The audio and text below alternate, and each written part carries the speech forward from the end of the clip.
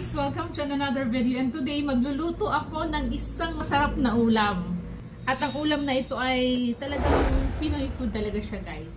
Okay, so ang lulutuin ko ngayon guys ay adobong pusit. Maliliit na pusit na lalagyan ko ng sitaw, okay? Lalagyan ko ng sitaw. Ayan, binili ko sa Balintawak ang pusit. Ang kilo ng pusit na yan, if I'm not mistaken, is 240 or 280 like that. Something like that, okay? So ngayon, i-share ko sa inyo kung ano ang other ingredients na gagamitin ko para matutunan nyo din. Okay, so let's get started. So ayan na nga guys, ang ating ibang ingredients na gagamitin aside from pusit and sitaw or canola oil. Gagamit ako. Gagamit din ako ng soy sauce or toyo. Gagamit din ako ng suka. Okay? Luya. Laurel leaves. Gagamit din ako ng cracked pepper. Onion.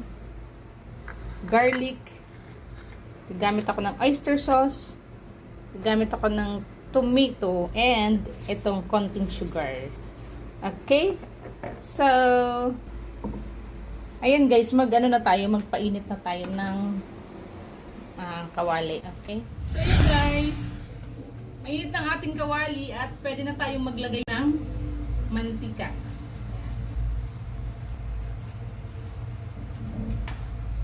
Ang gamit ko guys ay canola oil para healthier compared to other oil daw guys. Ilis uminit dito. Ayan, tingnan niyo. Guys, since mainit na ang luto ng ating bawang, sabay na natin ang sibuyas. Lagay na natin ang sibuyas. Perfect time na yung para isunod na din natin ang ating tomato. Okay?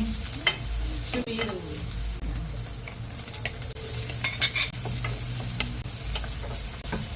Para mas mabango. Okay? Tapos isabay na natin to guys. Nga pala guys, ito guys, linisan nyo na maigi. Tapos may parang backbone to na plastic na transparent. Tatanggalin nyo yun. Tatanggalin nyo yung head, tatanggalin nyo sa body niya. Tapos tatanggalin nyo yung parang plastic na ano. Ganyan. Tapos lagyan nyo ng asin later on. Yan. Yan. Adobong pusit na may halong sitaw. Okay, so alright. Lagay ko na guys itong pepper. Para may iba naman guys na ulam, diba? Mabilis naman ito guys maluto. Lagyan guys natin ng toyo. 1, 2, 3. 1, 2, 3. Adobo style talaga guys. Lagyan siya ng sugar. Para maging ano lang siya kahit pa paano. Hindi masyadong rancid ang taste. Ayan. So yummy. Adobo. Adobong pusit and sitaw. Tapos guys, so dito, kumukuha yung mga tama. Ayan, diba? Medyo ano yung color niya? Brown. Brownish na makintab. Brownish na makintab, diba? Sobrang dali lang naman guys lutuin to. So yun, as you can see, it's like luto already na. Pwede natin ilagay yung sitaw. Okay?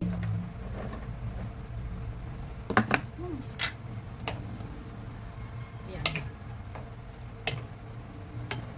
Adobong pusit with sitaw. Tatakpan natin guys.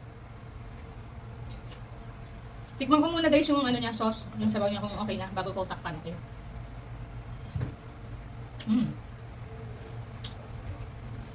Perfect na. Ano yung lasa niya? Or if you want sweeter one, you can add sugar, okay? Yan, dagdagan natin ng sugar. And another soy sauce. Para maiba naman ang ating ulam guys. Super quick and easy lang. Itong sitaw na to, binili ko isang tali, 40 pesos. Medyo madami natin. So yun guys. Takpan ko na to guys at least mga 5 minutes. Mamaya check natin kung okay na. Okay? So standby lang kayo guys. Ayan guys. Check natin kung luto na siya. Tada! Ayan guys. Check natin kung luto na siya. Tada! Adobong sitaw guys. Check ko guys yung ano kung okay na yung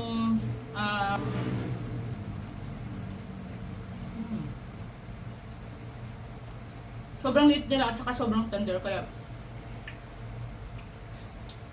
bilis maluto. Kuha din ako ng sitaw. Check natin ang sitaw kung okay na.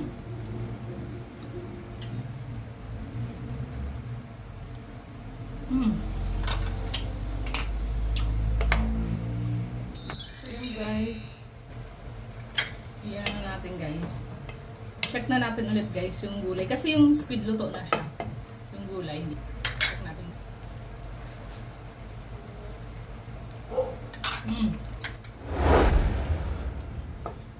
Luto na siya. Malambot na kanina. Okay, so okay na to guys. And I hope you learned something from this video. And you would love to like and subscribe and share. Bye and thanks for watching. Itong ating adobong sitaw with squid. Adobong pusit with squid. Adobong pusit with sitaw. Yan na siya guys. So yummy.